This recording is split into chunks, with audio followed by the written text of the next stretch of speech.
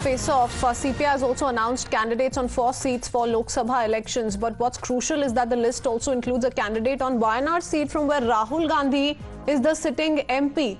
Annie Raj has been fielded by the CPI from Wayanad seat. The BJP has once again used this as an opportunity to target the INDI bloc, saying that the alliance is withering away and their only agenda is to target Sanatan Dharma.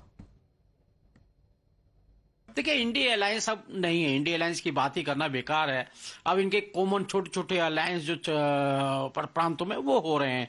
India alliance कौन है, इसका प्रमुख कौन बैठ रहा है, कौन बात कर रहा है, कुछ भी नहीं है इंडिया अलायंस के अंदर। हाँ, एक इंडिया अलायंस का एक एजेंडा है सनातन को कोसना, और जो लोग हिंदुत्व के साथ में जाने की कोशिश करेगा, वोटों के कारण तुष्टिकरण करने की कोशिश करेगा, वो भी इनके टारगेट पे रहते हैं।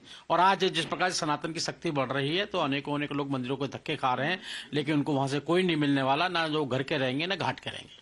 Very interesting, Jay Lakshmi, that the CPI has announced 4 candidates on 4 seats for the Lok Sabha elections, including on Wayanad, because that's the constituency of Rahul Gandhi, which further establishes that all is not well within the INDI in the state. Definitely, we know that Wayanad is a very important seat on all the 3 parties in the country, for BJP and CPI, and in fact the entire Congress and left LDF party. So Binoy Vishwam, CPI State Secretary, he specifically said that the main motive of India Alliance is to oppose BJP and their soft Hindutva stance that is spreading in the country.